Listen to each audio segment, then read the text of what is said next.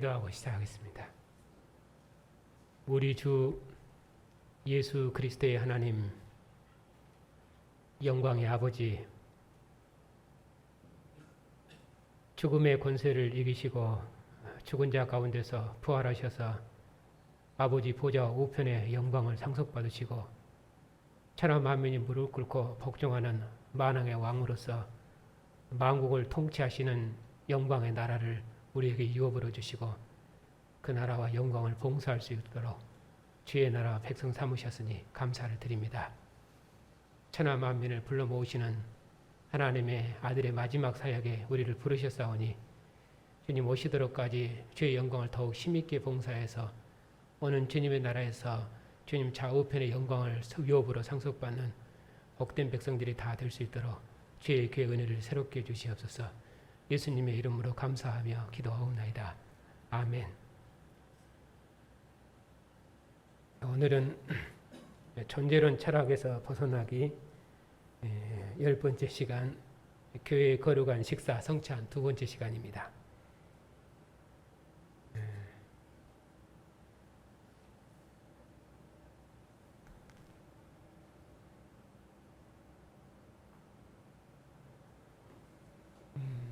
오늘 청년들하고 이제 얘기하면서 제가 느낀 것이 아이들이 존재론 철학이 무엇인지 또는 구속사가 무엇인지 또 하나님 나라가 무엇인지 이제 이런 것들에 대해서 아직 확실한 개념이 안 잡혀 있습니다. 그렇기 때문에 언약의 부모님들은 이 개념을 확고히 해서 이것으로 자녀들을 양육해서 주님 나라의 기둥 같은 일꾼으로 길러내야 됩니다. 그것이 언약의 부모의 책임이고 또 의무이기도 합니다. 이런 비교 교육이 꼭 유익한 것은 아닙니다만은 왜냐하면 세상 교육은 많은 시간을 투자하고 또 많은 돈을 투자해서 아이들을 가르쳐내는데 정작 우리 자신들은 우리 언약의 자손들을 새로운 하나님 나라 일꾼으로 길러내는데 우리가 많은 시간과 그리고 많은 열정과 그리고 많은 힘을 쓰지를 못했습니다. 그것이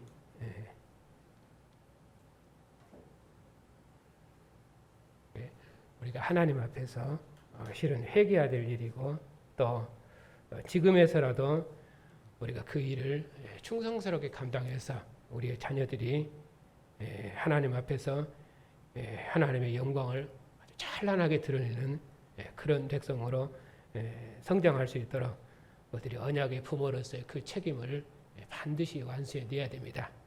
그런 일에 있어서 우리가 성경을 더 밝히 알아야 되고 이 개념을 확실히 해서 교회가 이 복음의 터 위에 견고히 설 수 있도록 또 우리 자녀들이 그렇게 해서 복음의 터에 견고히 설 수 있도록 더 많은 힘을 써야 됩니다. 어떻든 우리가 이렇게 주일 오후에 모여서 공부를 하고 있습니다만은 단순히 이 성경 공부라는 것이 이론을 배우는 것이 아니라 하나님을 배운다는 것은 하나님을 대면하는 것이거든요. 꼭 아들이 아버지의 면전에 서 있는 것은 실은 아버지가 자식의 생사 여탈권을 주관하고 있기 때문에 모든 두려움과 공경으로 아버지를 섬겨야 되고 더구나 하나님은 부모보다 더 높은 하늘의 왕이시거든요. 그렇기 때문에 모든 경외심을 가지고 하나님의 음성을 들어야 되고 또 주님의 말씀을 대해야 됩니다. 그런 일에 있어서 하나님의 말씀을 거룩하게 대해야 되고 모든 공경과 두려움으로 하나님의 말씀을 대해야 돼요. 왜냐하면 하나님을 바르게 알지 못하면 사도 바울처럼 그가 율법의 나라에서는 충성했지만 그리스도를 대적하는 그리스도의 원수가 되어버렸거든요.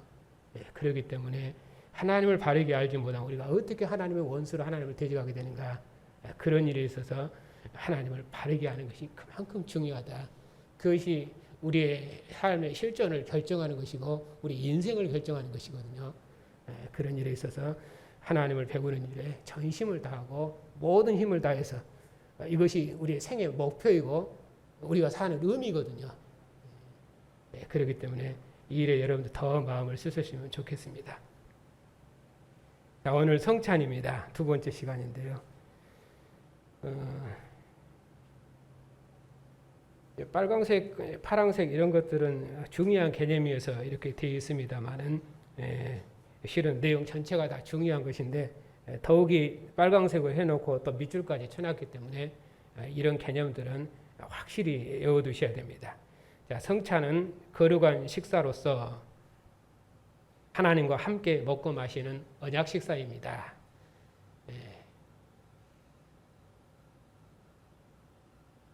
우리 주보에서는 이런 주보를 보시면은 맨 밑에 우리 순서 마지막에 애찬 이렇게 되어 있습니다. 실은 지금 성경이 말하는 성찬은 이 예찬입니다.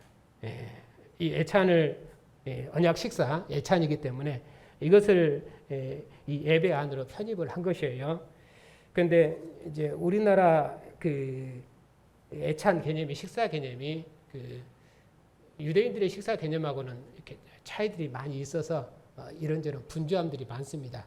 그래서 사이에 이런저런 것들이 많이 끼어 있는데 실은 그 예배의 한 부분을 이렇게 포함되어 있어서 연결하는 것이 원칙이고 그리고 앞으로는 이 예찬이 예배 안에 실제적으로 편입될 수 있도록 그렇게 예배 순서라든지 그리고 예배를 조정할 계획을 가지고 있습니다.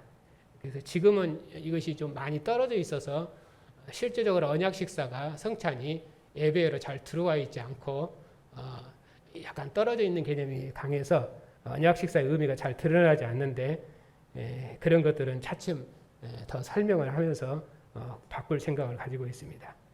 그래서 성찬은 거룩한 식사, 거룩한 식사로서 하나님과 함께 먹고 마시는 언약 식사입니다.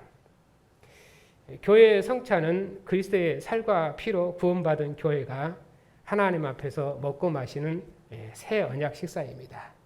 그것이 성찬식입니다. 하나님께서 그리스도를 제물로 받으시고 그리스도의 피로 언약을 맺은 교회에게 새로운 양식으로 그리스도를 주셨습니다. 교회는 그리스도와 한 몸으로 연합된 백성으로서 모든 일상생활의 양식을 그리스도의 살과 피로 먹습니다. 우리의 일상생활의 양식이 그리스도의 이름으로 먹으면 거룩한 양식입니다. 교회의 성찬은 그리스도의 언약 백성으로서 한 몸 된 교회가 하나님 앞에서 모여서 먹는 언약 식사입니다. 교회가 그리스도의 이름으로 먹는 식사, 곧 애찬이 성찬입니다. 교회는 주님께서 부활하신 주님의 날에 성찬을 행함으로 주님을 예배합니다. 교회의 성찬은 그리스도의 생명을 먹는 것이기 때문에 하나님께서 신약교회에 주신 생명의 식사입니다. 교회의 성찬은 주님 오실 때까지 행하라고 주님께서 교회에 명령하신 것입니다. 그러므로 주의 날에 교회가 모여 성찬, 곧 애찬에 참여하는 것이 주님을 예배드리는 것이며 지금 교회가 주님의 구원에 참여하는 것입니다. 주님께서 6월절 마지막에 자신의 피로 제자들을 새로운 하나님 나라 언약 공동체로 지으시고 그들을 통해서 새로운 하나님 나라를 시작하셨습니다. 그리스도의 피와 살로 연합된 한 생명의 공동체. 마가복음대로 한다면 그리스도의 한 피로 한 피를 먹고 마시는 한 생명의 언약 공동체이죠. 그것이 새로운 하나님 나라 공동체이고 새로운 인류입니다. 그리스도의 피로 연합된 새로운 하나님 나라를 세우시는 것이 하나님께서 역사에서 이루신 구원인데 이러한 백성들이 주님의 이름으로 함께 주님의 상에서 먹고 마시는 것이 언약 백성들의 언약 식사 성찬입니다. 그것이 교회에서 먹으면은 교회 공동체가 함께 하나님을 예배하는 가운데서 먹으면은 그건 교회 공동체 거룩한 언약 식사이고, 가정 공동체가 함께 주님의 가정 공동체가 함께 아버지를 중심해서, 가정에서는 아버지가 제사장이에요. 아버지를 중심해서 온 가족들이 함께 주님의 이름으로 먹으면은 그것이 곧 성찬식입니다. 그러니까 교회에서 먹는 것과 우리 집에서 먹는 언약 식사는 다 거룩한 언약 식사입니다. 왜? 그리스도의 피와 살로 연합된 그리스도의 나라 공동체가 그리스도의 이름으로 먹고 마시기 때문에 그들의 먹고 마시는 모든 삶은 거룩한 것이고, 그들의 먹고 마시는 모든 양식은 거룩한 언약 식사, 그 성찬입니다. 그러니까 집에서 먹는 것이나 교회에서 먹는 것이 구별이 없다. 그런데 교회사는 집에서 먹는 것과 교회에서 먹는 것을 구별했거든요. 그것이 왜 그러냐면은 결국 전제론 철학 때문에 그렇게 된 것입니다. 왜냐하면 언약의 하나님을 이방인들이 알아들을 수 있는 언어로 변환해서 그들에게 하나님을 설명하려고 했던 것이 교회사의 신학 논쟁이고, 특히 성찬은 그 성찬 논쟁도 다 거기에 있는 것입니다. 성경은 언약의 하나님이고 역사의 하나님이고 나라를 구원하신 하나님인데, 이방인들이 알고 있는 하나님에 대한 개념은 하나님은 불변하다. 하나님은 저 하늘에 계신다. 근데 하나님은 불변하신 것이 아니라 하나님은 변하신 하나님이거든요. 하나님이 불변하면 구원이 아닙니다. 왜냐하면 하나님이 역사마다 자기 백성을 달리 대하셔야 그것이 구원인 것이죠. 그런 불연속의 구원입니다. 만약에 불연속이 없으면 성경은 구원이 없고, 여전히 우리는 모세의 백성이며 율법 백성이 되는 것입니다. 예수님도 여러 선지자 중에 하나 그런 것이지, 하나님께서 역사의 종말에 보내신 하나님의 아들, 이방 바벨론 포로 중 율법 아래 있는 이스라엘 백성들을 구원하신 종말의 하나님의 아들, 이 개념으로 설명이 안 되는 것입니다. 그렇기 때문에 모든 신학 논쟁이 그러하고 모든 성찬 논쟁이 그러한 것은 전부 교회사가 하나님을 언약의 하나님으로 설명하지 않고 존재론적으로 설명하다 보니까 그렇게 변질된 것입니다. 그것을 이제 우리는 바꿔야 되고, 그것이 우리 교회가 2000년 교회사를 하나님 앞으로 다시 돌려드리는 역사적 소명을 받은 것입니다. 그렇기 때문에 로마 교회와 개혁교회가 구분된 것도 결국은 존재론 신학 때문에 구분이 된 것입니다. 로마 교회와 개혁교회가 하나를 이룰 수 있는, 통일할 수 있는 방법은 오직 딱 한 가지뿐입니다. 구속사뿐입니다. 언약의 하나님으로 다시 돌이켜내면은, 그러면은 로마 교회와 개혁교회는 하나를 이룰 수가 있고 교회의 분열을 막을 수가 있습니다. 오직 우리가 가지고 있는 이 구속사 복음, 이 성경 해석만이 교회사를 구원할 수 있는 유일한 해석입니다. 그것이 우리가 가진 역사적 소명이고, 저는 그런 교회를 이루어내기 위해서 지금 복음을 가르치는 것이고, 그리고 우리 청년들도 이런 복음으로 무장되어서 이제 후 세대를 이루어서 이 복음으로 교회와 세상을 구원하도록 하기 위해서 이 구속사를 가르치는 것입니다. 그런 일에 있어서 우리가 전심을 다해야 되고 모든 힘을 다해서 이 복음을 배우는 일에 힘을 다해야 될 것입니다. 자,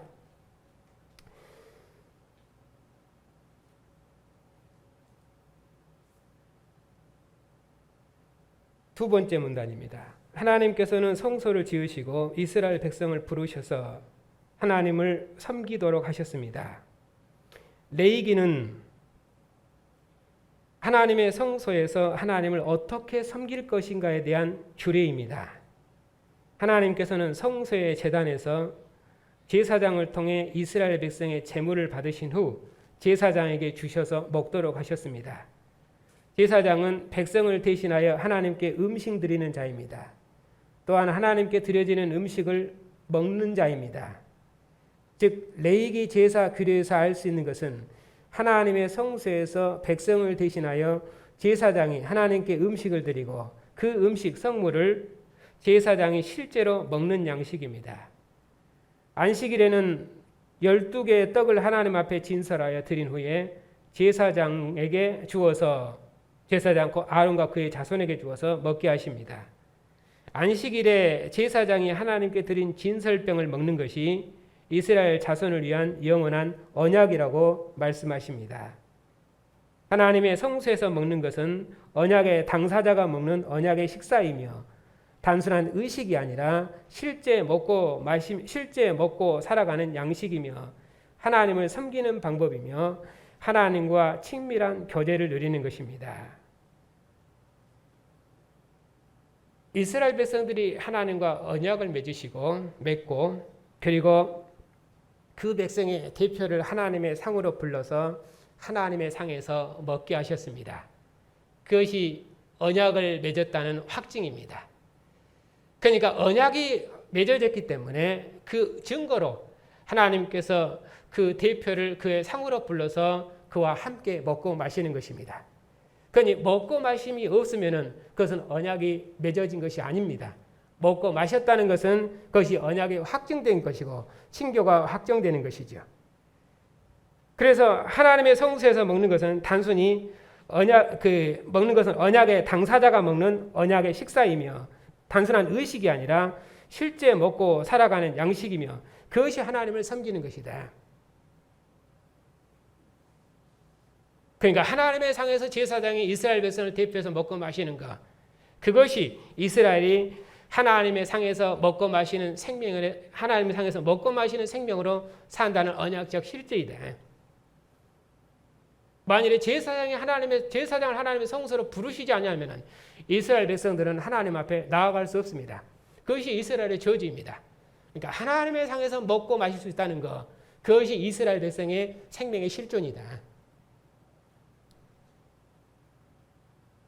그것을 주님께서 주의 날에 교회가 모여서 애찬에 참여하는 것입니다. 그것이 바로 주님을 예배드리는 것이고 그것이 지금 교회가 주님의 구원에 참여하는 것입니다.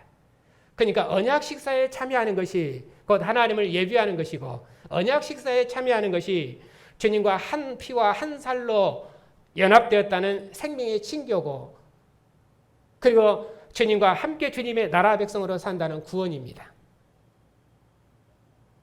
그러니까 언약 식사에 참여하지 않는 것은 구원이 없는 것이죠. 왜냐하면 거기 자기 생명의 기원이 있고 언약이 거기 있기 때문입니다. 곧 언약이 언약 식사입니다.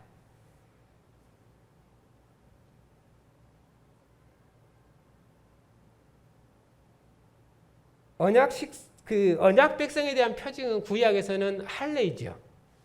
신약에서는 세례입니다. 그렇기 때문에 할례 받은 자, 그 할례는 이스라엘의 할례는 조금 설명하죠. 이스라엘의 할례는 그것은 땅과 후손에 대한 약속입니다. 아브라함이 말씀하시기를 내가 이 땅과 후손을 너희에게 주리라. 반드시 그 땅을 너희에게 유업으로 주리라. 그리고 거기서 너희들이 나를 섬기리라. 가나안 땅에 대한 약속과 후손에 대한 약속입니다. 그걸 아브라함이 믿었습니다. 그 언약의 표가 할례입니다. 그러니까 이스라엘 백성들은 가나안 땅과 후손에 대한 그 언약을 가진 백성으로 할례를 받은 것입니다. 그처럼 세례는 그와 같습니다. 그리스도의 살과 피로 언약을 맺은 새 언약 백성, 새 언약 백성에 대한 확증이 세례입니다. 그리스도와 함께 죽고 그리스도와 함께 살겠다는 언약의 표징이죠. 그것이 언약의 부모 아래서 출생했기 때문에 언약의 부모에게 속한 자로 성년이 되도록까지는 우리 자녀들이 언약의 부모에게 속한 자로 주님의 상에 앉지만은 성년이 되면은 자기 입으로 자기 신앙을 고백해야 합니다. 그렇게 해서 입교를 통해서 주님의 상에 들어오고 언약 백성으로 들어오는 것입니다. 그래야 그가 구원이 확증되는 것입니다. 그렇기 때문에 세례나 입교가 없이는 그는 주님의 상에 앉을 수가 없습니다. 그러니 주님의 상에 앉았다는 것은 그것은 그가 주님과 함께 한 피와 한 살로 연합된 주님과 언약 백성이라는 믿음의 확증이고 구원의 확증입니다. 성경이 말하는 구원은 우리 믿음의 결단을 말하는 것이 아니라 언약입니다. 언약의 관계 아래 있으면은 그는 구원받은 백성이고 그건 그리스도인입니다. 성경은 구원을 하나님의 언약 개념으로 설명하고 하나님 나라 백성이 되는 구원을 말하지 죽은 다음에 우리 애가 어떻게 될 것인가, 우리의 운명이 어떻게 될 것인가, 저 영원히 어디로 갈 것인가, 그런 구원에 대해서는 성경이 말하지 않습니다. 자, 이렇게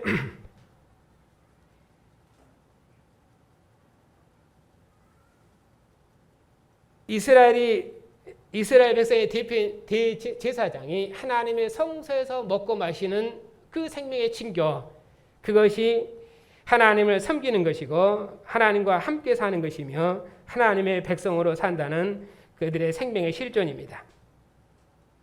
구약에서는 피는 아무도 먹을 수 없었습니다.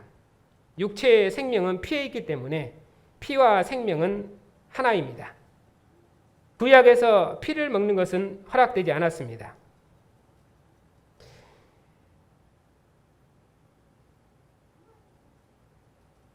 그리스도께서는 새 이스라엘 대표하는 12제자들 부르셔서 자신의 식탁에서 먹게 하셨습니다. 떡과 포도주를 주시면서 자신의 살과 피로 먹으라고 하셨습니다. 유월절 식사 자리에서 구약의 유월절 양고기와 무교병 대신 떡과 포도주를 주시면서 먹게 하셨습니다. 즉 구약의 구원과 유월절을 끝내시고 자신을 새로운 유월절 양으로 하나님께 드리시면서 자신의 살과 피를 먹으라고 하신 것입니다. 주님의 살과 피로 세운 새로운 구원, 곧 새 언약이 체결되었습니다. 그러므로 주님의 상에서 떡과 포도주를 주님의 살과 피로 먹는 성찬이 새 언약 식사요, 주님께서 주시는 새로운 구원에 참여하는 것입니다. 떡과 포도주를 먹는 것은 단순한 의식을 행하는 것이 아닙니다.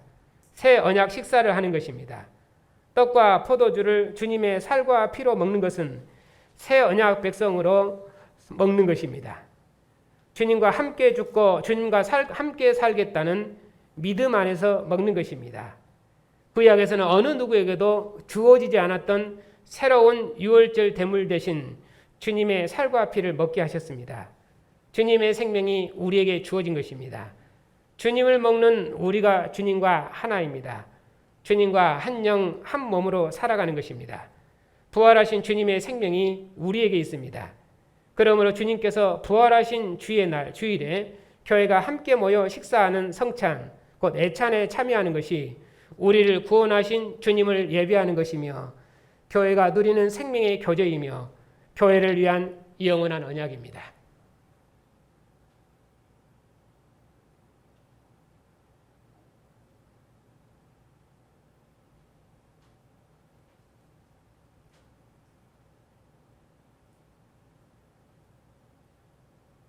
그 표에 보면은 구약의 성찬과 이제 신약의 성찬을 비교해서 설명했습니다. 구약의 성찬은 성소의 제물을 먹음인데 신약에서는 그리스도의 살과 피를 먹는 것입니다. 구약의 언어를 가져온 것입니다. 우리가 그리스도의 살과 피를 그러니까 내 피와 내 살을 먹으라 하니까 사람들이 어떻게 자기가 자기 살과 피를 주워 먹게 하겠다는 것인가, 그렇게 얘기를 했죠. 지금 구약의 언어를 쓰고 있는 것입니다. 이스라엘 백성들이 하나님의 상에서 먹고 마시는 것이 그것이 그들의 생명입니다. 그들의 대표자인 대제사장이 성소의 제물을 먹음이 하나님과 함께 하나님의 식탁에서 함께 먹고 마심이 그것이 이스라엘 백성이 하나님의 백성으로 산다는 구원의 확증이고 믿음의 확증이고 교제의 확증입니다. 그러니까 먹고 마시는 생명의 교제, 하나님의 상에서 먹고 마시는 성소의 제물을 먹고 마시는 생명의 교제가 없으면 그것은 이스라엘은 죽은 것입니다. 그런 의미로 교회는 그리스도의 살과 피를 먹는 것입니다.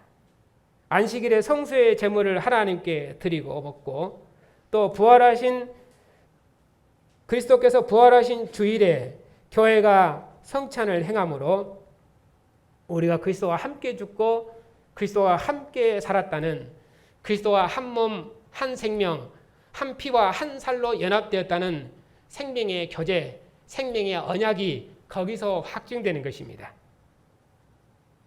구약에서는 생명의 피는 아무도 먹지 못하겠습니다. 그러나 그리스도의 살과 피를 새로운 양식으로 주심으로 주님의 피를 먹는 새로운 생명, 새 창조의 생명을 교회에 주신 것입니다. 그것이 이전에 이스라엘 백성들이 성소에서 먹었던 생명과 다른 생명입니다. 교회는 주님의 피와 살을 먹고 마시는 주님과 한 영 한 몸으로 사는 주님의 백성으로 새롭게 지어진 것이고 주님의 나라 백성으로 새롭게 창조된 것입니다. 그러나 이스라엘 백성들이 성소에서 먹고 마셨지만은 그 성소도 휘장 밖에서 먹고 마셨습니다. 휘장 밖에서 먹고 마셨다는 것은 그것은 완전한 생명의 친교는 아니지요. 왜냐하면 대면한 생명의 교제는 아니기 때문에. 그러나 이제 신약에서는 하나님의 얼굴 앞에서 먹고 마십니다. 어떻게 해서 하나님의 얼굴 앞에서 먹고 마십니까? 주님의 면전에서 먹기 때문에 하나님의 얼굴 앞에서 먹고 마시는 것입니다. 주님은 하나님의 아들이시기 때문입니다. 아들과 아버지는 같습니다. 아들은 아버지의 상속자요 아버지의 정권을 가진 자입니다. 그러니까 나와 아버지는 하나이니라 요한복음에서는 그렇게 말씀하시는 것입니다. 그러니 주님의 얼굴 앞에서 주님과 함께 한 피와 한 살로 연합된 생명으로 사는 것, 그것이 하나님 앞에서 먹고 마시는 것이고, 교회가 그리스도의 이름으로 주님의 상에서 먹고 마시는 생명의 언약 식사, 이 애찬의 교제가 주님의 하나님의 얼굴 앞에서 먹고 마시는 생명의 친교입니다. 이런 생명의 친교는 이스라엘 백성들에게 주어진 적이 없습니다. 오직 그리스도의 언약 백성인 교회만 주어진 하늘의 영원한 생명입니다. 모든 이스라엘 백성들이 하나님 앞에 드려져서 하나님을 섬기고 하나님을 봉사하는 것이 그들의 소망이었죠. 특별히 하나님께서 민족의 장자로, 여러 민족의 장자로 이스라엘 택하신 것처럼 여러 지파들 중에서 제사장을 택하셔서 하나님의 성소를 봉사하도록 하셨습니다. 백성들 중에서도 나도 하나님의 성소를 봉사했으면 하는 마음이 있으면 그도 나심의 서원을 통해서 하나님을 봉사할 수 있습니다.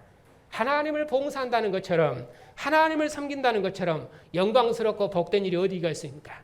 왜냐하면 하나님의 얼굴을 대면하고 하나님 가까이 나아가서 하나님의 음성을 듣고 하나님의 모든 숨결을 느끼면서 산다는 것, 그것처럼 기쁨이 없지요. 그것처럼 영광이 없는 것입니다. 그런데 구약의 이스라엘 백성들이 아무리 하나님의 성소에 나아가서 하나님과 생명의 친교를 나눠도 하나님 얼굴을 대면하는 생명의 교제는 없었습니다. 이제 그리스도의 교회가 주님과 한 피와 한 살로 연합된 그리스도의 교회가 오늘 이처럼 주님의 이름 모인 주의 백성들이 주님의 상에서 함께 생명의 친교를 나누고 함께 애찬의 교제를 나누고 함께 먹고 마시고 즐거워하고 서로 기뻐하고 주님의 은혜를 함께 나누고 그 구원을 기뻐하고 노래하고 또 예배하고 이런 모든 것이 하나님의 얼굴 앞에서 하나님의 얼굴 앞에서 먹고 마시는 영원한 생명의 친교인 것입니다. 이보다 더 복된 구원은 역사에 주신 적이 없습니다. 그것이 교회의 존귀함입니다.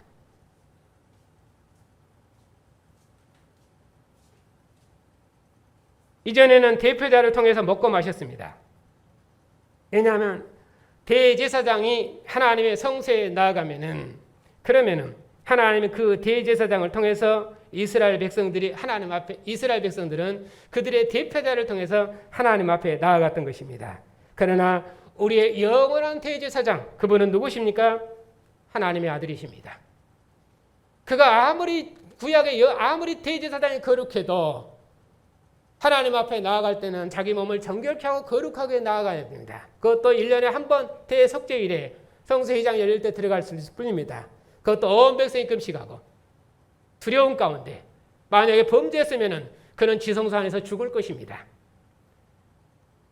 그들의 대표가 하나님 앞에 나아가서 하는 이 생명의 친교는 두려움 가운데 있는 친교였습니다. 그래도 그것이 구약의 이스라엘 백성들에게 생명의 친교의 은혜였습니다. 그러나 우리의 영원한 대제사장이신 주님, 그분은 하늘 성소로 나아가셨습니다. 그분이 하늘 성소로 앞서 들어가셔서 하늘 성소의 길을 여시고 하나님 품 안을 여시고 그렇게 해서 우리도 그분 안에서 함께 하나님 품 안에 나아갈 수 있도록 하나님 얼굴 앞으로 나아갈 수 있도록 하늘 성소로 나아갈 수 있도록 우리를 구원하셨습니다. 그러니 그분이 우리의 영원한 대제사장이십니다. 구약의 대제사장은 이런 생명의 교제를 준 적이 없습니다.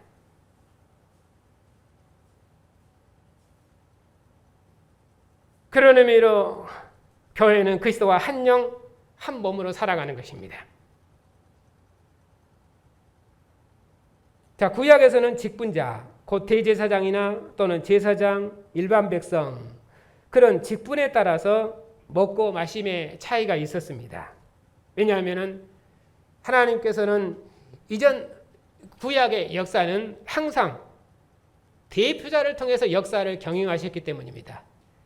특별히 만민 중에서 여러 민족들 중에서 이스라엘을 대표로 택하신 것처럼 12지파 중에서 유다 4지파를 택하셔서 하나님의 성소를 봉사하게 하셨던 것처럼 그 중에서도 제사장이나 또 대제사장 여러 등급의 여러 거룩의 간격, 여러 은혜의 간격들이 있었습니다. 그러나 이제 그리스도는 우리의 영원한 대제사장이어서 그리스도께 속한 백성들은 그가 유대인이든 이방인이든 헬라인이든 이방인이든 어떤 민족이든 간에 다 천하 만민이 그리스도와에 속해 있으면은 그리스도의 하나님을 아버지로 섬기고 그리스도께 속해 있으면은 그리스도의 피와 살을 먹고 마시는 생명의 교제를 누리고 그리고 그리스도와 함께 그 나라와 영광을 봉사하고 섬기는 구원을 누리는 것입니다. 그것은 혈통이나 민족으로 구원된 것이 아니라 누구든지 그리스도를 믿으면은 그리스도의 백성으로 구원을 받는 것입니다. 그런 의미로 그리스도를 먹는 자는 그리스도로 말미암아 사는 것입니다. 죽음을 이기신 그리스도와 한 생명으로 살아가는 하늘의 생명을 누리는 것입니다. 이처럼 새 언약 백성인 그리스도의 교회는 표 밑에 있는 문단입니다. 세상 끝날까지 주님께서 함께 하시는 성전입니다. 교회 예배에서는 부활하사 주가 되신 예수님을 경배함으로 하나님을 경배합니다. 부활하신 주일에 교회가 모여서 언약의 말씀을 읽고 구원의 복음을 선포하며 주님의 식탁에 함께 앉아서 새 언약의 식사를 하는 것이 교회를 구원하신 예수님을 경배하는 것입니다. 교회는 떡과 포도주, 땅에 속한 옛 언약의 양식을 이제는 주님의 살과 피로 하늘에 속한 새 언약의 양식으로 먹습니다. 그것이 교회의 구원이지요. 땅에서 나는 것을 하늘의 생명으로 먹는 것입니다. 이스라엘 백성들도 가나안 땅의 양식이지만 그들은 하나님께 속한 백성으로 먹는 것이고 성소 백성으로 먹는 것입니다. 그렇기 때문에 모든 민족들이 땅에 속한 것을 먹지만은 그들은 이스라엘 백성들은 하나님의 백성으로 먹는 것이고 성소에 드려진 것을 먹기 때문에 그들은 거룩한 양식을 먹는 것입니다. 왜냐하면 그들은 첫 것을 드림으로 다 드리는 것이거든요. 장자를 드림으로 다 드려진 것이거든요. 그렇기 때문에 하나님의 성소에 드려진 양식을 그들은 먹는 것입니다. 그런 의미로 이스라엘의 양식은 거룩한 양식입니다. 이제 주님께서 자기 몸을 드리셨습니다. 그렇게 해서 주님께 속한 주님의 백성들이 주님의 피와 살을 먹는 것입니다. 그렇기 때문에 주님의 피와 살을 먹고 마시는 주의 백성들의 모두 먹고 마시는 삶은 그런 의미로 거룩한 것입니다. 왜? 주님의 백성으로 먹고 마시기 때문에. 왜냐하면 주님께서 하나님 앞에 드려졌거든요. 가나안 땅에 양식을 하나님 앞에 드려졌을 때 그들의 양식이 거룩해진 것처럼 그들의 먹고 마시는 모든 것이 거룩한 것처럼 우리의 영원한 양식의 생명이 되신 주님, 그분이 하나님 앞에 드려졌거든요. 그래서 그분의 이름으로 먹고 마시는 우리의 모든 양식은 다 거룩한 것입니다. 그것이 새 언약 백성의 하늘의 양식입니다. 그것을 주님의 날에 주님께서 죽으시고 부활하신 날에 주님의 교회가 주님의 피와 살로 먹고 마시는 생명의 언약 공동체가 주의 상에서 함께 먹고 마시는 것입니다. 그것이 새 언약 식사요 거룩한 언약의 교제입니다. 예수께서 이르시되 내가 진실로 너희에게 이르노니 인자의 살을 먹지 아니하고 인자의 피를 마시지 아니하면 너희 속에 생명이 없느니라.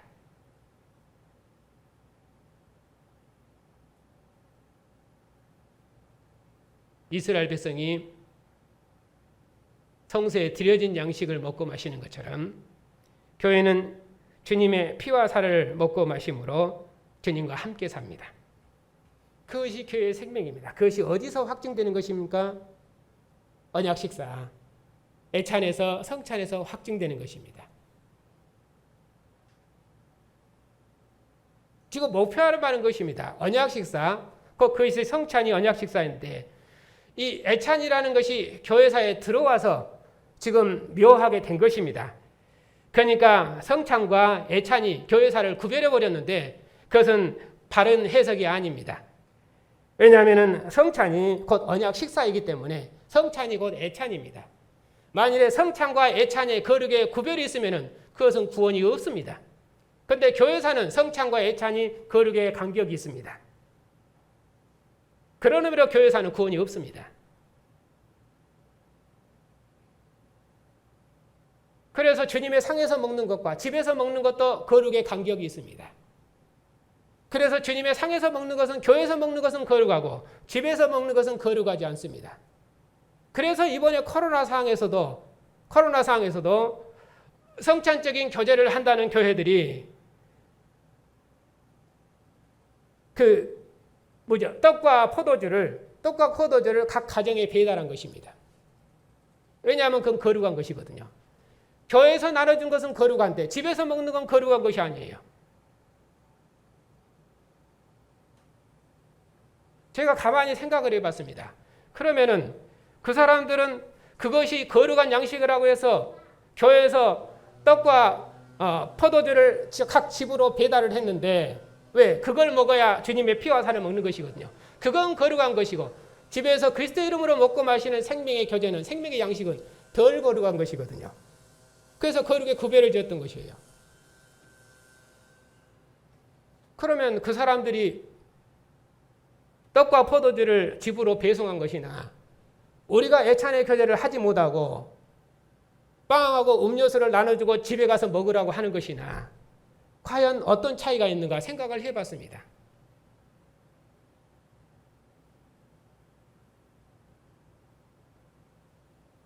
교회에서 못 먹으면 그냥 집에 가서 먹으면 돼요. 왜? 교회에서 먹은 거나 집에서 먹은 거나 똑같은 것이니까.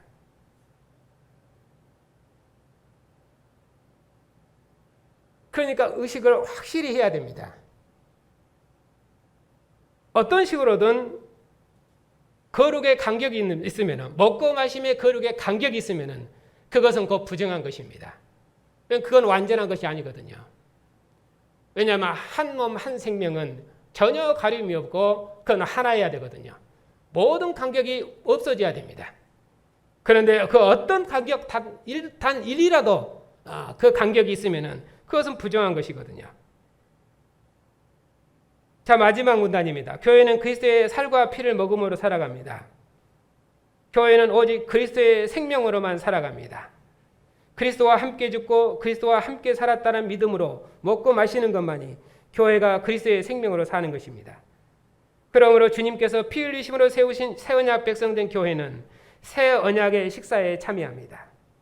주님께서 우리에게 주신 일상생활의 양식, 곧 떡과 포도주를 주님의 식탁으로 가지고 와서 주님의 살과 피로 새 언약의 식사로 먹습니다. 교회의 성찬은 사도의 가르침을 따라 주님의 명령을 행하는 것이며 주님 오실 때까지 주님의 죽으심을 기념하는 것입니다.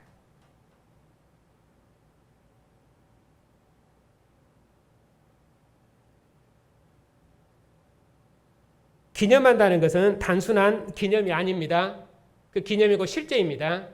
그 의식을 행함으로 먹고 마시는 생명의 친교를 행함으로 거기서 생명의 교제를 누리는 것이고 그것이 하나님과 한 생명, 주님과 한 몸, 한 생명으로 산다는 우리의 생명의 실존입니다. 단순한 의식을 통해서 하는 기념이 아니다.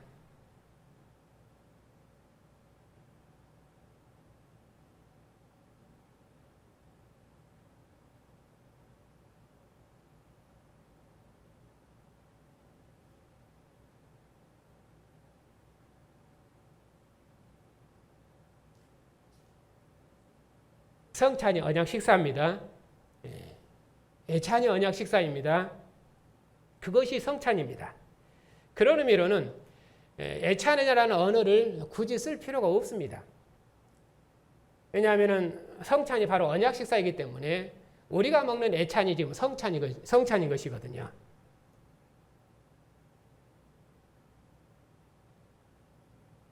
지금 교회사의 전통을 따라서 또는 지금 현재 우리는 그 예배에서 그 성찬을 또 하고 그리고 같은 개념으로 언약 식사를 또 애찬으로 또 하고 있습니다. 그것은 거룩의 간격이 있는 것은 아닙니다. 왜냐하면은 지금 예배에서 의식으로 하기 때문에 지금 이렇게 하는 것이고 그리고 실제적인 언약 식사는 성찬은 뒤에 있는 언약 식사에 있는 것입니다. 그렇기 때문에 예배에서 하는 지금 현재 성찬과 지금 예배 후에 하는 아래서 하는 애찬이 거룩의 간격이 있으면은 그러면은 교회는 구원이 없습니다. 그건 우리가 잘못하는 것입니다. 왜냐하면 그것은 하나거든요. 그러니까 실제적인 언약 식사는 우리의 음식 문화 때문에 성찬은 음식 문화 때문에 우리가 지금 이렇게 약식으로 하고 있지만은 그러나 실제적인 언약 식사는 성찬은 애찬회가 있는 것이죠. 언약 식사에 있는 것입니다. 그렇기 때문에 그것을 교회가 확실히 해야 됩니다. 그러니까 나는 성찬에 참여했으니까 애찬은 오늘 결혼식이 있으니까 친구 집에 가서 먹을란다. 그렇게 하면은 성찬의 교제에 참여한다는 의미가 살아있는가 한번 생각해 봐야 됩니다. 제가 봤을 때는 그건 없습니다. 왜냐하면 성찬이 언약 식사거든요.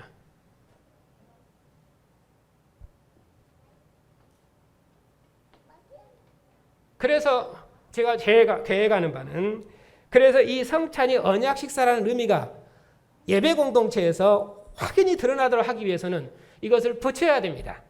그런데 지금은 많이 떨어져 있습니다. 어떤 의미로 이 말씀의 전이 끝나자마자 성찬의 잔이 바로 들어와야 되는데 우리는 그 사이에 끼어 있는 것들이 많습니다. 여러 교육도 들어있고 또 회의도 들어있고 여러 잡다한 것들이 들어있습니다. 이것이 많이 들어있으면 간격이 멀어지면 멀어질수록 성찬과 언약 식사 곧 애찬은 의미가 많이 퇴색됩니다. 그렇기 때문에 저는 이것을 붙일 생각입니다. 그러기 위해서는 앞으로는 그 사이에 끼어 있는 것들을 다 뒤로 뺄 생각입니다. 그래야 의미가 살아나니까.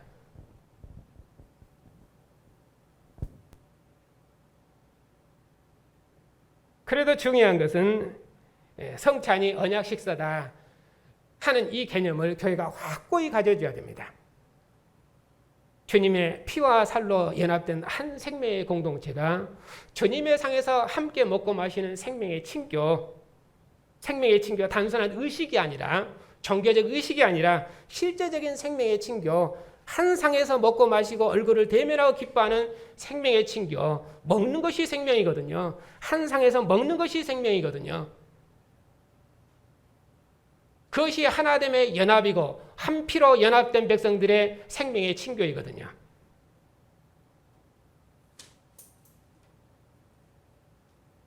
그렇기 때문에 성찬은 거룩한 식사로서 하나님과 함께 먹고 마시는 언약 식사이다.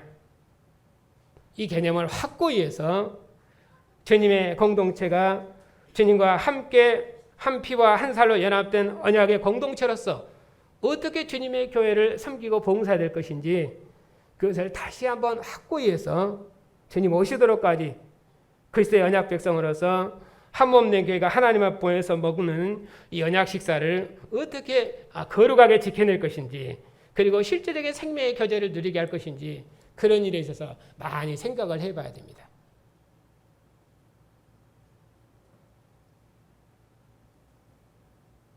목사님. 네, 질문 있으면 하십시오. 그 네모 박스에는 그 요한복음 6장 53절 말씀 있잖아요. 네. 500여 기적을 행하시면서 예수님께서 하신 말씀인데요. 이 부분을 조금 더 설명을 좀 해주십시오.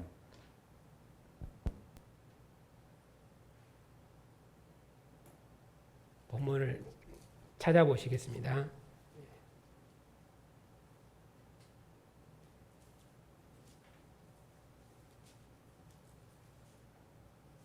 6장 53절입니다.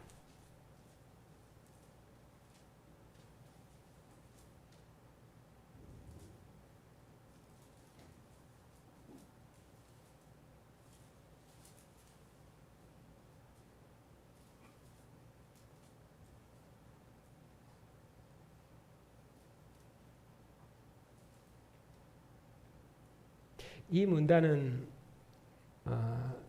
6장 1절부터 시작되는 문단에 속해 있는 구절입니다.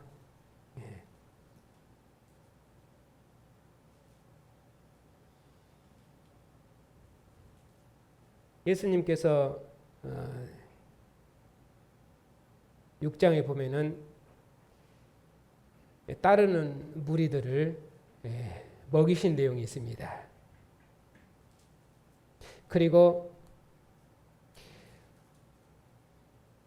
그들이 바다를 건너서 가려고 하는데 파도가 일어났거든요. 예수님께서 함께 하시니까 그들이 가려던 땅에 안전하게 이르렀습니다. 이렇게 예수님께서는 자기를 따르는 무리들을 먹이시고 그리고 자기 백성들을 모든 환난으로부터 지키셔서 그들이 가려던 것까지 평안히 인도하시는 목자장으로 설명을 하십니다. 그리고 22절부터 이제 그것을 설명하는 내용입니다. 오병이어 사건을. 그러면서 자신을 하늘에서 내려온 산 생명의 떡이라고 말씀하시면서 이스라엘 백성들은 광야에서 모세가 준 떡을 먹었는데 나는 하늘에서 내려온 떡이라고 그렇게 말씀하십니다. 그러면서 내가 곧 생명의 떡이니라. 내가 너희에게 줄 떡은 세상의 생명을 위한 내 살이라. 나는 하늘에서 내려온 살아있는 떡이니 누구든지 이 떡을 먹으면 영생하리라. 그러면서 그 떡이 무엇입니까? 내가 줄 떡은 그 세상을 위한 내 살이니라. 자기 죽음을 말씀하고 있죠. 그러시면서 53절에 내가 진실로, 그러니까 그 사람들이 물었습니다. 유대인들이 서로 말하기를 이 사람이 어떻게 해서 자기 살을 우리에게 주어 먹게 하겠는가? 못 알아듣는 것이죠. 왜냐하면 이런 생명을 주신 적이 없거든요. 그들이 먹었다는 것은 광야의 양식입니다. 우리 조상들은 모세가 광야에서 우리 50년을 먹였는데 당신이 우리에게 줄 표적이 무엇입니까? 하고 물었습니다. 예수님께서 내가 줄 떡은 하늘로부터 내려온 참떡이니 이것은 하늘에서 내려 세상에 생명을 주신 것이니라. 나는 생명의 떡이니라. 내게 오는 자는 결단코 목마르지 아니하리라. 줄이지 않고 목마르니 그렇게 말씀하셨죠. 그걸 자신의 살이라고 말씀하시면서 자신의 죽음을 말씀하십니다. 그러면서 말하기를 인자의 살을 먹지 아니하고 인자의 피를 마시지 아니하면 너희 속에 생명이 없느니라. 내 살을 먹고 내 피를 마시는 자는 영생을 가졌고 마지막 날에 내가 그를 다시 살리리니 내 살은 참된 양식이요 내 피는 참된 음료로다. 내 살을 먹고 내 피를 마시는 자는 내 안에 거하고 나도 그 안에 거하나니 살아계신 아버지께서 나를 보내심에 내가 아버지로 말미암아 사는 것처럼 나를 먹는 그 사람도 나로 말미암아 살리라. 무엇입니까? 이것은 하늘에서 내려온 떡이니 조상들이 먹고 죽은 것과 같지 않다. 누구든지 이 떡을 먹으면 영원히 살리라.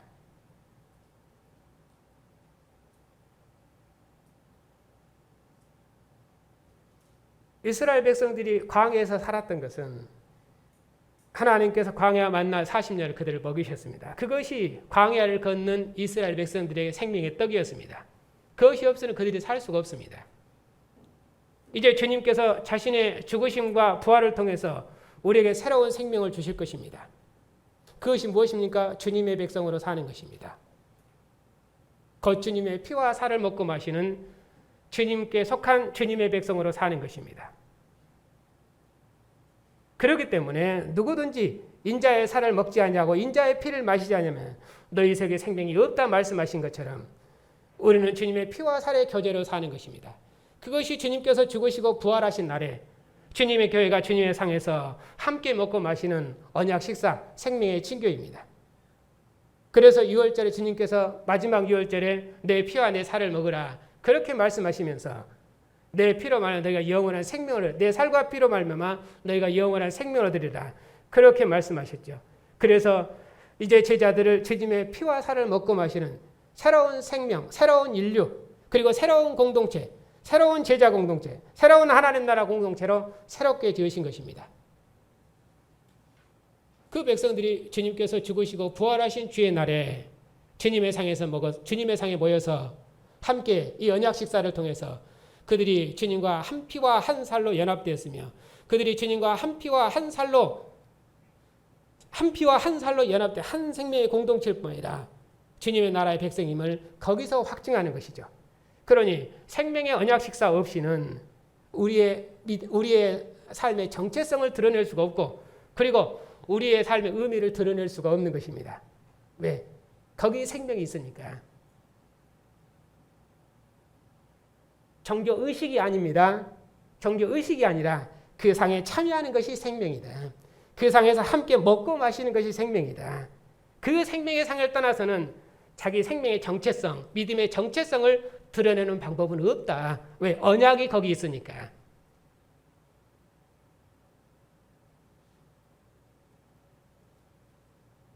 목사님, 여기 6장 배경이 큰 무리가 지금 예수님 앞에 모였는데 지금 식사할 때가 되어서 지금 음식을 찾다 보니까 한 아이가 보리떡 5개, 네. 물고기 2마리를 가지고 온 것을 보고 이것이 얼마나 이 사람들한테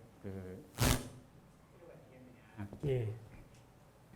그렇게 말씀하셨는데 이제 여기에서는 지금 그러니까 말 그대로 그 한 아이가 가져온 식사, 점심 식사, 그러니까 보리떡 5개하고 물고기 2마리를 가지고 예수님이 축사하시고 이 큰 무리를 먹이셨지 않습니까? 네.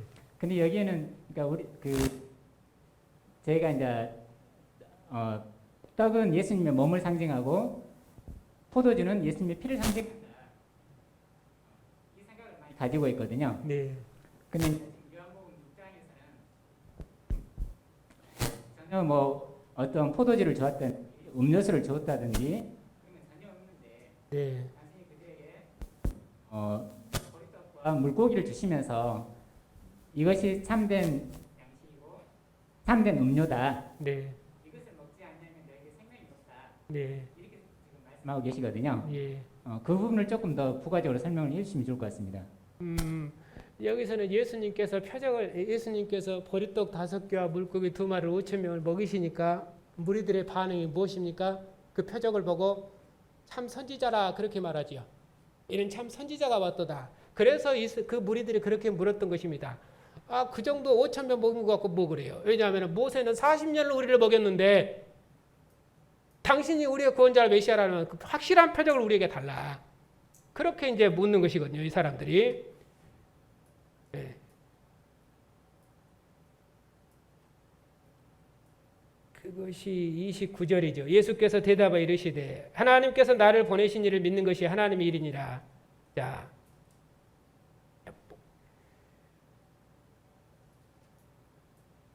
그 앞에 보면은 자 22절부터 보면은 14절에 있습니다. 예. 6장 14절에 보면은 이 표적을 행하신 것을 보고 사람들이 예수께 말하기를 이는 참으로 세상에 오실 그 선지자입니다 하고 임금 사무를 했죠. 그래서 예수님께서 피신하셨거든요. 근데 이 정도 갖고는 안 됩니다. 그냥 선지자 중에 하나 그 정도인 것이거든요. 여기서 지금 말씀하는 것은 예수님께서 자기 백성들을 따르는 많은 무리들을 먹이셨다 하는 참 목자장 그쪽에서 설명을 하고 있습니다. 그리고 제자들이 가려던 배에 풍랑이 일었는데 예수님께서 거기 계시니까 그들이 예수님이 오신 것을 봤거든요. 그래서 기뻐서 예수님을 영접했습니다. 그래서 배는 그리들이 가드는 땅에 이르렀더라. 그렇게 해서 예수님께서 함께 하시면 제자들이 가는 길은 그 어떤 환난과 어려움이 없습니다. 이렇게 그는 생명의 목자장으로 자기를 증거하고 있습니다. 그래서 그런 제자들에게 다시 설명하고 있는 것이거든요. 그러면서 너희가 나를 찾은 것이 무엇 때문이냐? 표적을 본 까닭이 아니냐? 썩을 양식을 위해서 말하고 일하지 말고 썩지 않는 양식을 위해서 일하라. 그렇게 말씀하시면서 이 양식은 인자가 너희에게 주리니 인자는 아버지 하나님께서 인치신 자니라. 그들이 묻되 우리가 어떻게 해야 하나님의 일을 하오리까? 썩지 아니할 양식, 그 하나님의 일을 하라고 하니까 그럼 그 일이 무엇이냐고 묻습니다. 그러니까 예수님께서 하신 말씀이 하나님이 보내시니 그 나를 믿는 것이 하나님의 일이라 이렇게 말합니다. 그러면은 지금 무리들이 알아듣는 것이죠. 야, 예수님께서 하나님의 아들이시라는 거 지금 알아들었습니다. 그러면 묻되 당신을 우리가 하나님의 아들이라는 표적, 증거를 보여야 될 거 아니냐. 왜냐하면 모세도 그런 표적을 통해서 그가 하나님께서 보내신 선지자라는 것을, 하나님께서 보내신 종이라는 것을 확증했거든요. 그냥 믿으라 하는 법은 없습니다. 반드시 증거를 보여야 됩니다.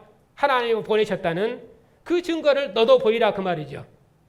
그러면서 하는 말이 하늘에서 그들에게 떡을 기록된 바 하늘에서 그들에게 떡을 주어 먹게 하였다고 한지 우리 조상들은 광야에서 만나를 먹었나이다. 그렇죠. 모세가 이스라엘 백성을 광야 40년을 먹였습니다. 그런 것처럼 당신도 하나님께서 보내셨다는 표적을 우리에게 보여달라 그 말이죠. 그 고작 몇 명 5천 명 먹인 거 말고 확실한 표적을 달라 그 말입니다. 그래서 예수께서 말씀하시기를 내가 진실로 너희에게 이르노니 모세가 너희에게 하늘로부터 떡을 준 것이 아니라 내 아버지께서 너희에게 하늘로부터 탐떡을 주시나니 하나님의 떡은 하나님께서 주신 떡은 하늘에서 내려 세상에 생명을 주는 것이니라. 이 떡은 하늘에서 내려온 떡이라고 말씀하죠. 누구를 두고 하는 말입니까? 자신을 두고 하시는 말씀입니다. 그러니까 아직 이 사람들이 잘 못 알아듣습니다. 하늘에서 내려왔다 하니까 여전히 모세 광야를 생각을 하는 것이죠. 왜냐 하늘에서 만나가 내렸거든요. 네. 그런 만나를 그들이 생각하는 것이죠. 여전히 그들은 이전에 먹고 마심, 이전에 이스라엘 백성들을 먹였던 가나안 땅의 양식, 광야의 양식, 그것을 생각하고 있는 것입니다. 광야의 양식을 먹었던 이스라엘 백성들은 바벨론의 멸망에서 끝났습니다. 그들이 하나님 앞에 불순종해서 구약의 광야의 양식을 먹었던 이스라엘 백성은 다 죽었습니다. 심지어 광야 40년 백성은 더 앞서러 가면은 그들은 한 사람도 가나안 땅에 들어가지 못하고 약속의 땅에 들어가지 못하고 광야 1세대는 다 죽었습니다. 불순종해서. 그들은 여전히 그 떡을 생각하고 있는 것이죠. 그러니까 주여 이 떡을 항상 우리에게 주십시오 이렇게 말했습니다. 그래서 예수님께서 이르시기를 나는 생명의 떡이니 내게 오는 자는 결코 줄이지 아니할 터요 나를 믿는 자는 영원히 멸망치 아니하리라. 자신을 하나님이 보내신 하나님의 참떡이라고 말씀합니다. 모세가 광야 이스라엘 백성들에게 하늘의 떡을 주었죠. 하늘의 양식을 주었습니다. 그러나 그것은 영원한 양식이 아닙니다. 그들이 먹었던 양식은 하늘로부터 내려온 떡이 아니고 모세가 그들에게 주었던 것이고 그 양식을 먹었던 자들은 광야 1세대는 다 죽었고 더 그 양식을 먹었던 자들이 가나안 땅에 들어갔지만은 그 나라도 바벨론에 멸망하고 다 심판받았습니다. 그러나 이제 하나님께서 새로운 목자장으로 아들을 보내신 것입니다. 하늘로부터. 그런 의미로 나는 생명의 떡이니 내게 오는 자는 결코 줄이지 아니할 터요 나를 믿는 자는 영원히 목마르지 아니하리라. 줄이고 목마르지 아니하리라. 먹고 마시는 개념으로 목자장 개념으로 자기를 설명하고 있습니다. 내가 너희에게 이르기를 너희는 나를 보고도 믿지 아니하는도다. 아버지께서 내게 주시는 자는 다 내게로 올 것이요 내게 오는 자는 내가 결코 내쫓지 아니하리라. 내가 하늘에서 내려온 것은 내 뜻을 행하려 함이 아니요 나를 보내신 아버지의 뜻을 행하려 함이니라. 나를 보내신 이의 뜻은 내게 주신 자 중에 내가 하나도 잃어버리지 아니하고 마지막 날에 내가 다시 살리는 것이니라. 아버지의 뜻은 아들을 보고 믿는 자마다 영생을 얻는 이것이니 마지막 날에 내가 다시 이를 살리리라. 그렇게 해서 예수님께서 자신을 하늘에서 내려온 생명의 떡이라고 말씀하십니다. 그러니까 유대인들이 예수께 대해 수군거렸습니다. 이 사람이 어떻게 해서 하늘로부터 왔다고 말하느냐. 자, 이제 하늘에서 온 생명의 떡이니라. 이 생명의 떡이라는 말은 이제 알아들었습니다. 왜? 그 뒤에 말이 있죠. 이 사람이 분명히 요셉의 아들인데 요셉의 아들이 아닌 줄 아는데 왜 하늘에서부터 왔다고 하느냐. 그렇게 묻는 것이죠. 구약에서는 하늘에서 온 자는 하나님이 보내신 선지자. 직접 그 개념입니다. 하나님이 직접 보내신 선지자. 그것이 구약에서는 하나님이 보내신 자예요. 그런데 여기서는 그들이 말하기를 우리가 그 부모를 아는데 지금 자기가 어찌하여 하늘에서부터 내려왔다 하느냐. 예수께서 말씀하십니다. 어찌하여 수군거리느냐.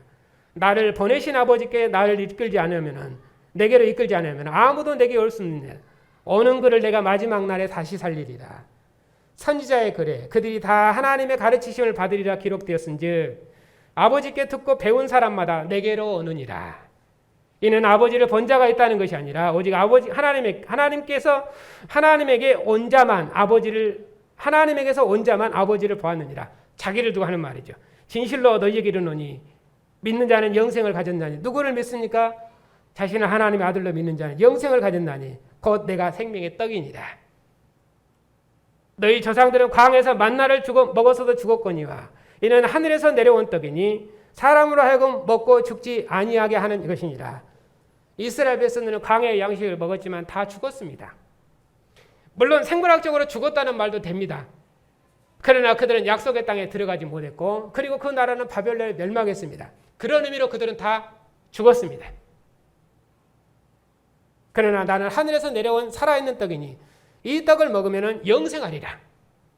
내가 줄 떡은 곧 세상의 생명을 위한 내 살이니라. 그러면 이 영생하는 나라를 어떻게 줍니까?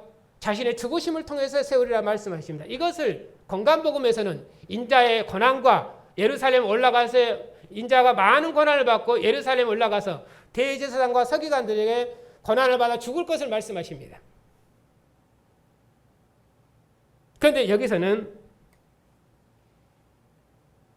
내가 줄 떡은 너희를 위한 세상의 생명을 위한 내 살이니라. 이렇게 말씀하시면서 자신의 죽으심이 곧 너희의 생명이 되리라. 이렇게 말씀하십니다. 그러면서 내 피와 내 살을 먹으라 말이에요. 그러면서 그래서 그 뭐 말입니까? 내 죽음에 참여하라 그 말이죠. 내 죽음에 참여하라 그 말이죠. 주님의 죽으심에 함께 참여하고 주님의 부활에 함께 참여하는 자가 주님의 생명을 얻고 어떤 생명입니까? 영생하는 나라. 영생하시는 주님과 함께 먹고 마시는 영생의 교제를 누리는 것입니다. 그것이 언약 식사예요.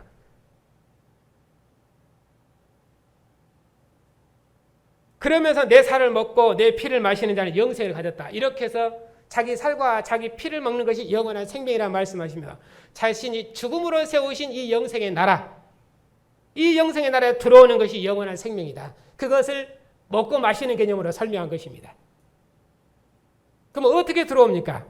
성찬식을 통해서 하는 것이죠. 내 피와 내 살을 먹으라. 그래서 이 언약 식사에 참여하는 자가 곧 주님의 피와 주님의 살을 먹고 마시는 것이고 주님의 영생하는 나라에 들어가는 언약 백성으로 자기 자신의 존재를 설명하는 것이 실존을 설명하는 것입니다. 그것이 믿음입니다. 그것이 구원입니다. 그런 의미로 내 피와 내 살을 먹고 마셔라. 그러니 주님의 상에 모일 때마다 교회가 이것이 너희를 위해 흘리는 내 피니 먹으라. 너희를 위해 찢기는 내 사진이 먹고 마시라. 너희는 영원한 생명이니라. 주님의 죽으심과 부활을 통해서 주님의 백성, 영생하는 양식을 먹는 백성으로 우리가 새롭게 구원됐거든요. 그래서 먹고 마시는 모든 삶을 주님의 이름으로 행하고 먹고 마시는 모든 삶을 주님의 나라와 주님의 이름과 주님의 영광을 위해서 섬기고 살 수 있도록 그것이 어디에 있습니까? 교회에 있죠.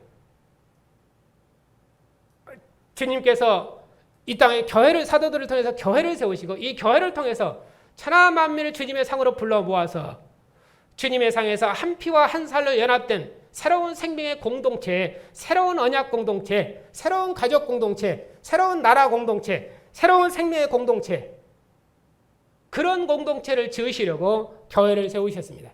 그 중심에 교회가 있어요. 그러니까 성경이 말하는 영생의 나라, 하나님의 나라 어디입니까? 죽은 자매 저 하늘에 있는 것이 아니라 교회가 하나님 나라입니다. 그런 의미로 교회는 하나님 나라 사령부예요. 그리고 그 교회를 어떻게 세웠습니까? 하나님이 은사를 통해서 세웠지요. 직분자들을 통해 세운 것입니다. 목사와 장로와 집사로. 그러니까 교회는 목사와 집사와 장로의 교회입니다. 왜? 직분자의 교회거든요. 그들이 교회예요. 그렇게 해서 이처럼 주님께서 자신의 머물셔서 세우신 이 생명의 교회를 함께 섬기며 봉사할 수 있도록 주님께서 자신의 몸을 주신 것입니다. 그렇게 해서 주님의 피와 살로 연합된 생명의 공동체, 하나님 나라를 세우신 것이죠. 그 교회 공동체입니다. 그 공동체가 주님의 상에서 함께 한 피와 한 살로 먹고 마시는 언약 식사, 곧 애찬, 그것이 성찬입니다. 그러니 그 생명의 상을 떠나서 우리 정체성을 어디서 설명하겠습니까?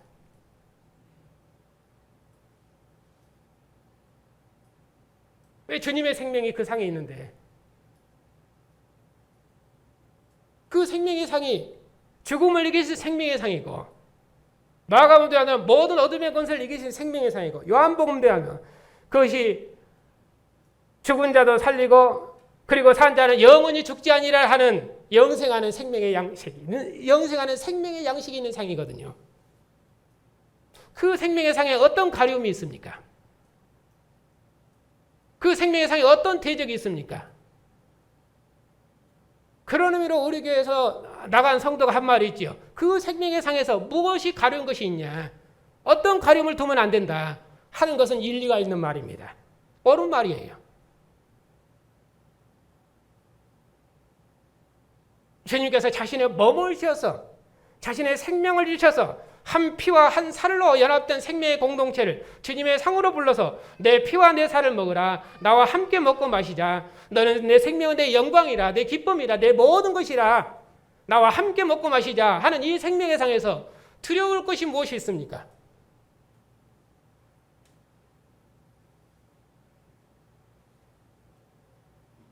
방역을 게을리하다 그 말이 아니라 그 생명의 상의 정체성을 우리가 확고히 이해한다 그런 말입니다.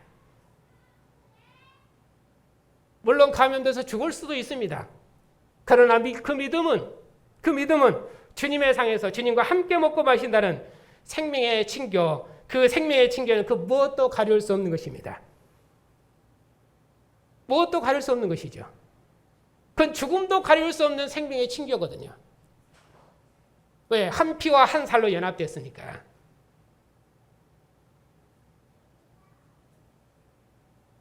그것이 주님의 교회가 주님의 상에서 먹고 마신다는 개념입니다.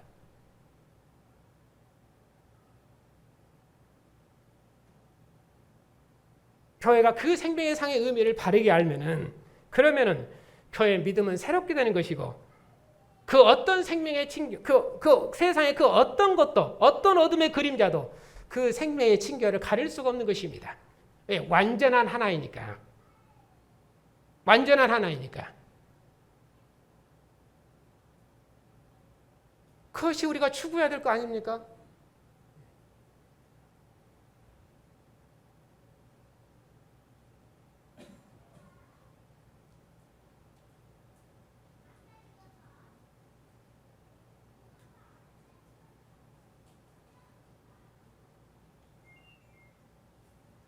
주님께서 이 말씀을 하시니까 사람들이 다 떠났습니다.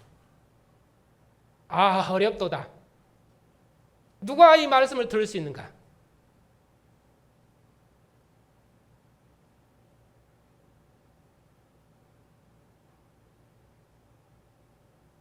왜냐하면 이것은 새로운 생명이고 하늘의 생명이거든요. 땅의 생명이 아닙니다. 그래서 공관복음서에는 귀 있는 자만 들을지어다. 그렇게 말씀하시고,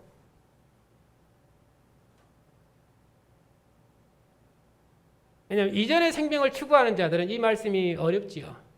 예. 말이 어려운 것이 아니라 그걸 받아들일 수 없는 것입니다. 그것이 우리가 가진 생명, 하늘의 생명. 죽음도 이길 수 없는. 죽음은 부활의 생명으로 들어가는 관문이죠.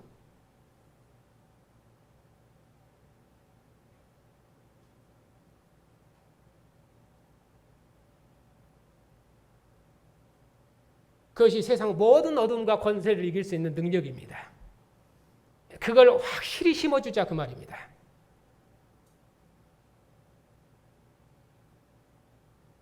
박 집사님은 그것을 청년들한테 가르치라고 말해요. 그것을.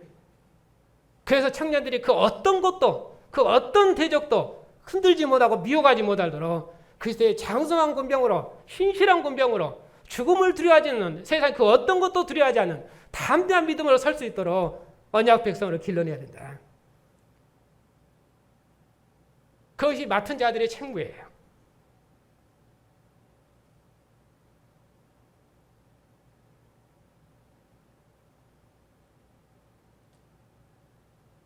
하나님이 우리를 통해서 일하십니다. 하늘의 천사를 통해서 일한 것이 아닙니다. 여기 있는 여러분들을 통해서, 우리를 통해서 역사를 경영하시고 만민을 주의 나라로 불러부을 것이고 만민을 주의 상으로 불러 모으실 것이에요. 그렇게 해서 우리와 한 피와 한 살로 연합된 백성으로 만들어낼 것이에요. 어둠의 권세가, 이 세상 임금이 하나님의 백성들을 붙잡고 어찌하면은 노략질할까, 대적자를 찾을까, 자기 백성을 놓아주지 않겠지만은, 그러나 우리가 이 부활의 복음, 생명의 복음, 이 복음을 전파하면, 복음은 권세가 있고 능력이 있어서 이 복음의 말씀이 살아 움직여서 어둠의 권세를 흔들 것이고 지옥의 권세를 흔들 것이고 사단의 권세 아래 잡혀있는 자기 백성들을 반드시 구원해낼 것입니다. 그런 확실한 신념과 믿음을 가지고 담대하게 이 복음을 전파해서 우리의 믿음을 깨우고 새롭게 해서 주님 오시도록까지 주님 나라의 충성스러운 군병으로 주님의 역사를 봉사해 낼 수 있도록 그렇게 교회를 세워내야 됩니다.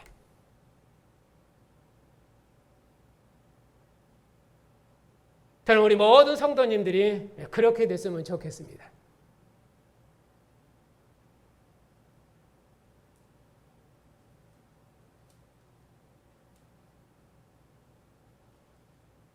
기도하고 마치겠습니다.